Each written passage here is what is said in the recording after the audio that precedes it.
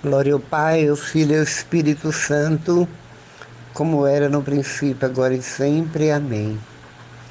Louvado seja nosso Senhor Jesus Cristo, para sempre Ele seja louvado, juntamente com a Virgem Maria, juntamente com São José, juntamente com o Pai, no poder do Espírito Santo. E mais uma vez estamos aqui, enviando a todos aqueles que têm fé, aqueles que têm esperança em Deus, que acreditam em todas as promessas que vieram dos lábios de Jesus e promessas que são literalmente cumpridas, não como promessas de candidatos a políticas, mas vem da boca simplesmente do Filho de Deus que se fez homem para estar no meio de nós, para nos encher de esperança, para nos mostrar que o reino de Deus se encerra nele, insere nele. Ele é o reino de Deus. Ele é a fonte de toda beleza, de toda ternura, de todo o amor de Deus. E assim como Jesus caminhou tanto pelas regiões de onde ele é natural, conversando com seus compatriotas, conterrâneos e contemporâneos, sem fazer distinção alguma de quem quer que seja, ensinando e mostrando principalmente para a camada da pobreza, dos doentes, dos sem voz e sem vez, dando a eles uma atenção especial, porque, ao contrário deles, o oposto deles, o antônimo deles, eram pessoas arrogantes, pessoas que, na linha do horizonte da fé deles, havia uma lei dura, uma lei dificílima de ser cumprida, e tudo isso para ser cumprida, e diziam para todos que aquilo vinha de Deus, e absolutamente não. Vinha exatamente dos corações petrificados deles. Eram corações tão duros, como já disse anteriormente, como as pedras da lei. E enquanto Jesus, no vigor da sua juventude, dos seus 30 anos, depois de batizado, tinha toda uma autoridade, vamos dizer assim, e liberdade de expressar, de pregar, de entrar na sinagoga, de ler, de falar, porque a partir dessa idade era permitido pela lei, exigido pela lei. Jesus a cumpriu também. Ele cumpriu para se fazer solidário a nós, a toda a raça humana do seu tempo. E quando Jesus saía pregando, ele foi arrastando atrás de si multidões, mas ele foi não selecionando, mas escolhendo e apontando o dedo: segue-me. E dentro dessas escolhas, como ele diz no capítulo 15 de João, não fora ele exatamente que fez escolha por si só. Ele passou a noite inteira, como nos diz Lucas, no capítulo 6, rezando e pedindo a Deus que desse, o Pai que desse a ele os nomes que o Pai queria que fossem as pedras fundamentais da igreja, que um dia se tornaria viva e nasceria. Assim que ele subisse, ele mandaria o Paráclito para inaugurar oficialmente essa igreja. Ela nasceu do coração rasgado de Jesus, ali brotou os sacramentos que compõem a igreja, mas a igreja oficia oficializa em Pentecoste, dentro do cenáculo, cujo centro era a Virgem Maria, que recebeu primeiramente sobre si línguas de fogo do próprio Espírito, como um para-raio, que onde vai, atrai o raio sobre si, e essas línguas foram repousando sobre cada um deles, ficaram cheios do Espírito Santo e aí começaram a pregar e juntar, e unir, e formar comunidades, e construir o edifício espiritual que é a igreja. E durante toda a trajetória desta igreja, ao longo dos milênios, dos séculos que ela já existe, que as portas do inferno nunca foram capazes de destruí-la, muitos foram aqueles que foram santificados pela palavra, embasada no Espírito Santo, muitos santos, muitos mártires, que derramava sobre os alicerces da igreja seu sangue, no nome de Cristo, provando e manifestando e testemunhando a fé neste Deus que pisou a terra e que se levou em glória, levado por uma nuvem, que era o próprio Espírito Santo, e na glória do Pai, junto do Pai, à direita do Pai, governa todo o universo, com cetro não de autoritarismo, mas de majestade divina e misericórdia e amor. E foi esse legado que ele deu, esse legado que ele deixou para toda a humanidade de todo tempo e lugar, porque a palavra de Deus, a Bíblia escrita, é como o eco que passou da boca do Pai, que passou pela boca de Jesus, dos profetas, patriarcas, e muitos que tiveram um grande impacto com Deus, e ela vem como um eco dentro da igreja, carregada pela igreja. A igreja, como uma arca da aliança, transporta, assim como a arca da aliança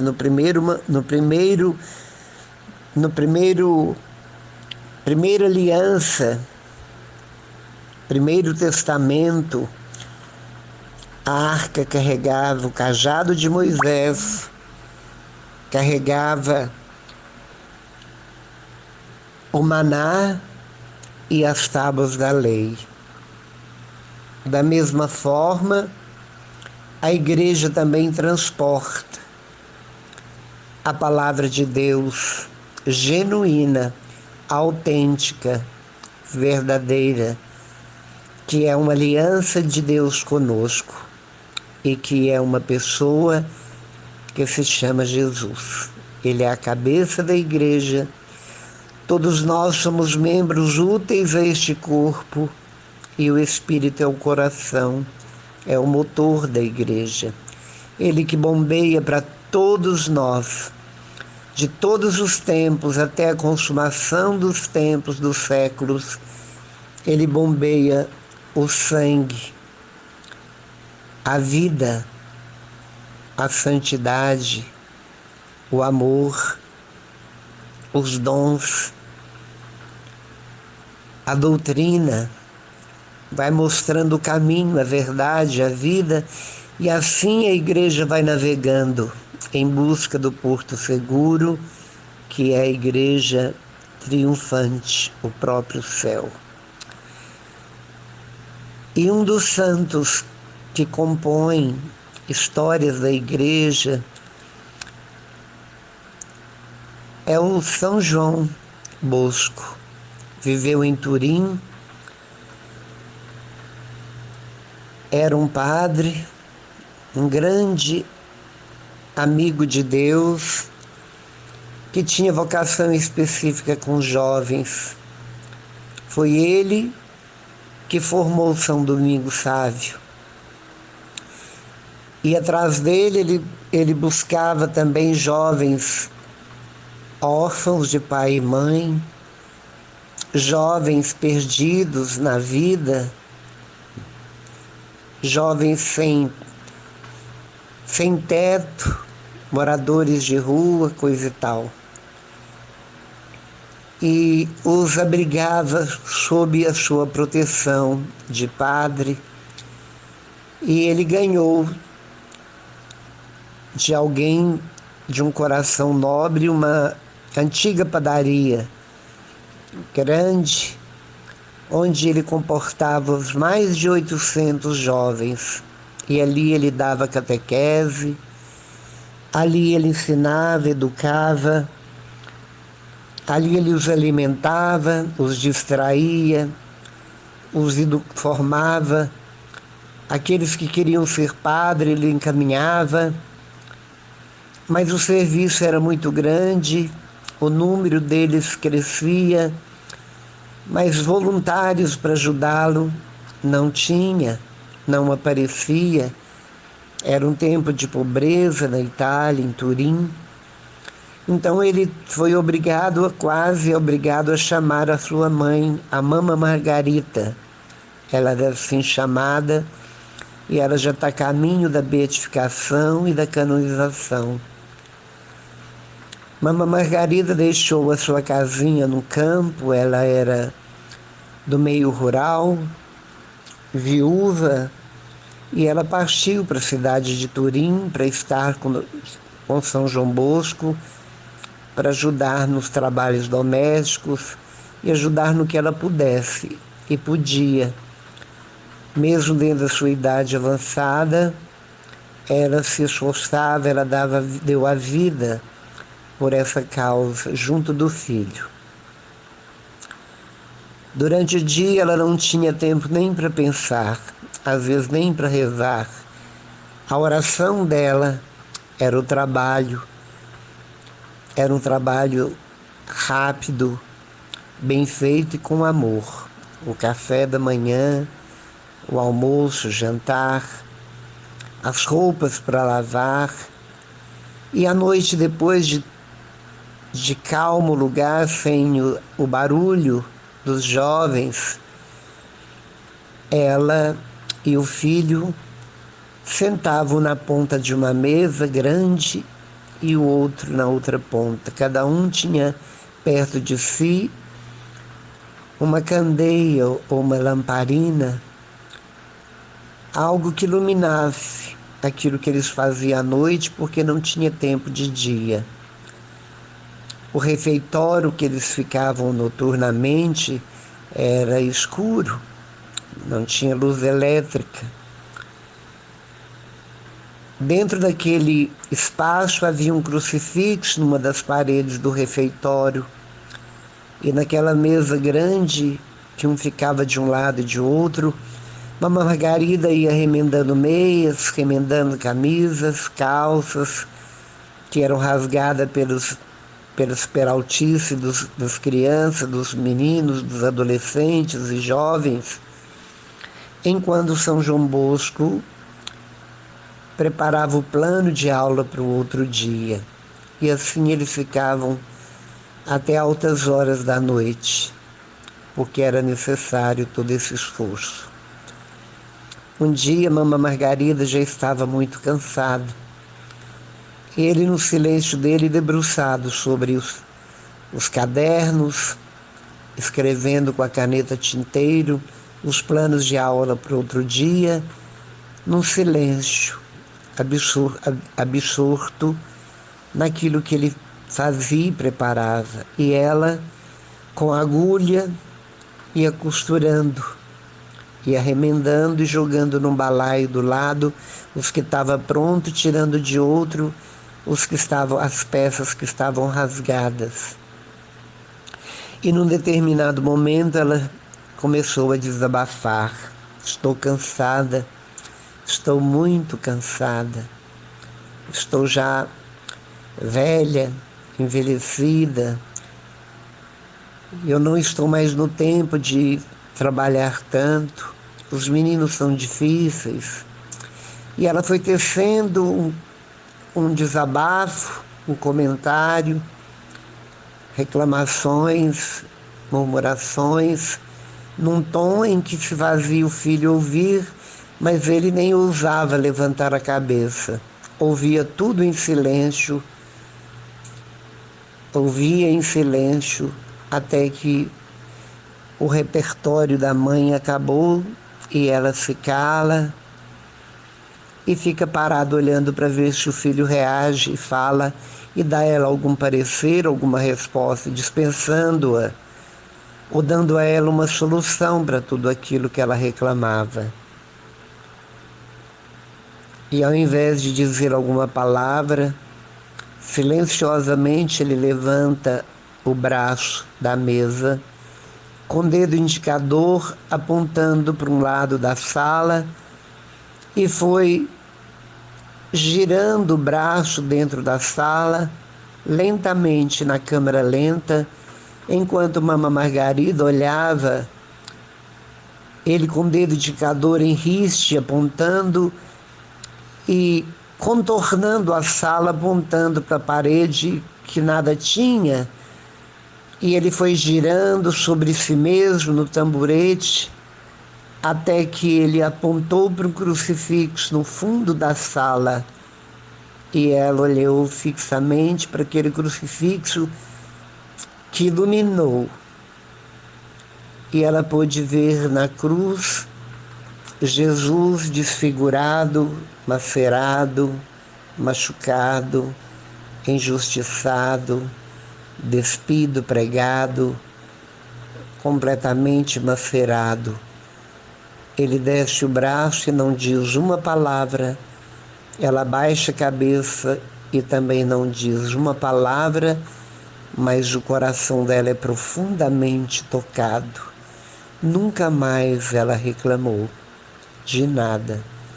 Continuou o seu trabalho na alegria e morreu na paz do Senhor, fazendo e trabalhando unida ao Filho e todos aqueles criaturinhas de Deus que Deus dera a São João para cuidar e preparar para a vida. E nós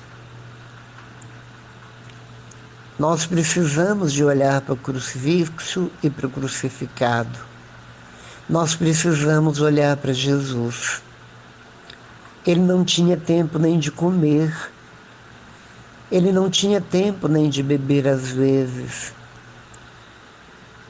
Ele era viandante, viajante, andarilho, e sempre indo em busca de almas de ovelhas perdidas da casa de Israel.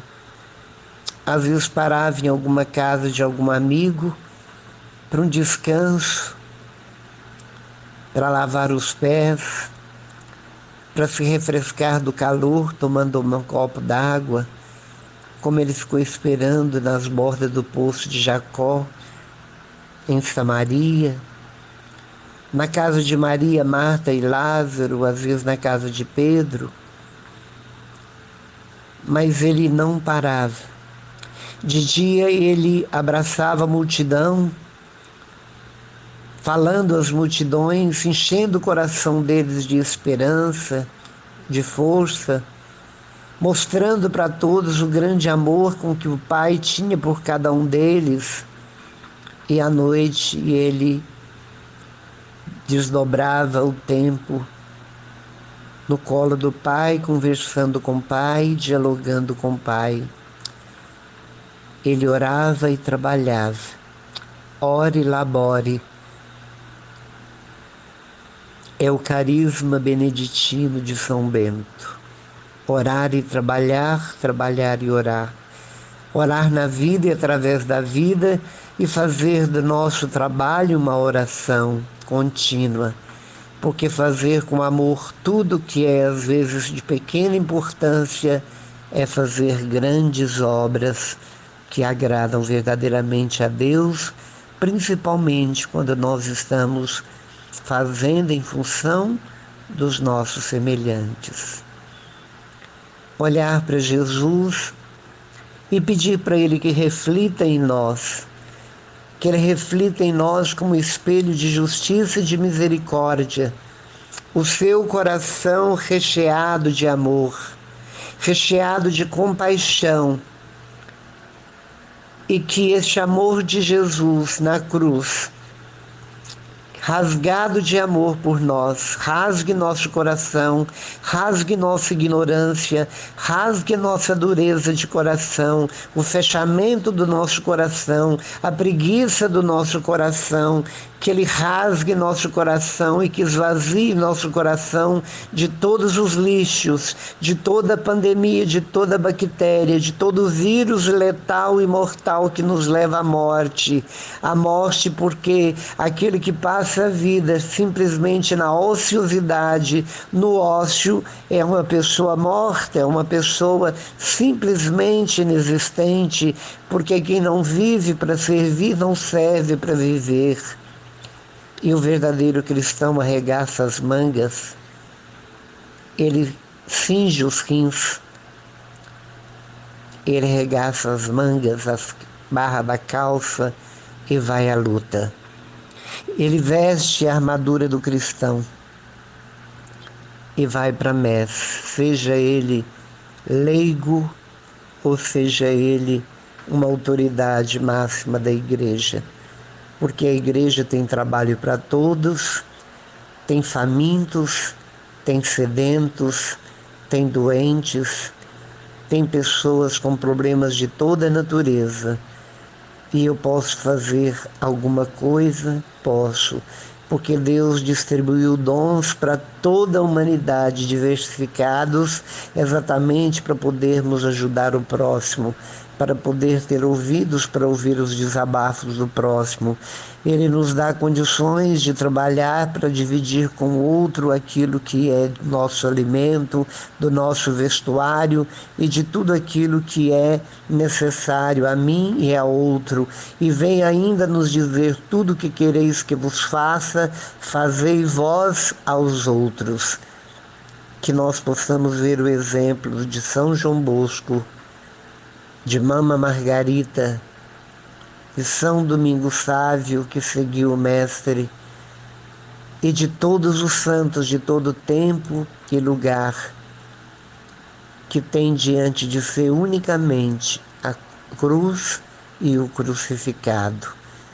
E ali num silêncio pleno e total, Jesus nos mostra o que é amar, é morrer pelo outro. É um amor que dói, mas se não doer o amor, não é amor. E Deus quer que nós morramos de amor pela humanidade inteira, sem distinção alguma.